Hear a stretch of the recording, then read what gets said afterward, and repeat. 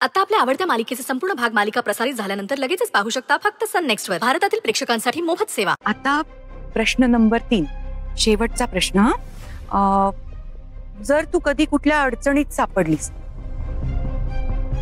तर तू ती अडचण सोडवशील की त्यापासून पळ काढशील?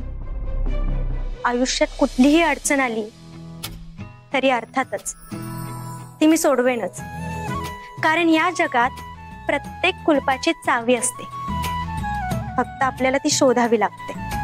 आणि मला विश्वास आहे, देव जेवढ्या आपल्या आयुष्यात अडचणी देतो ना, तेवढं त्या अडचणींमधून बाहेर निघण्याचा मार्ग सुद्धा दाखवतो. फक्त त्यासाठी आपले डोळे उघडे हवे. वा, सगळ्या प्रश्नांची अगदी योग्य उत्तरं दिलीस तू. कसं आहे, आमच्या भैरवीताई ना थोड्या कडक स्वभावाच्या आहेत, पण मनाने खूप चांगल्या आहेत त्या.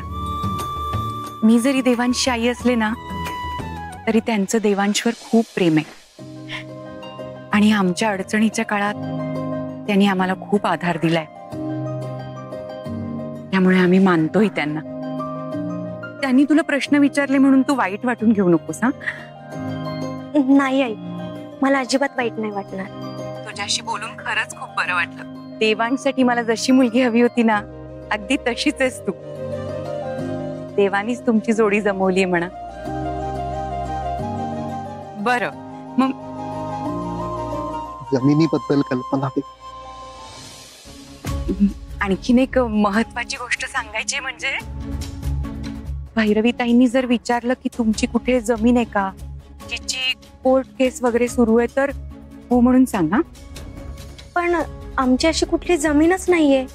ते माहितीये मला, पण तू हो म्हणूनच सांग. हा, म्हणजे मला खोटं बोलावं लागेल?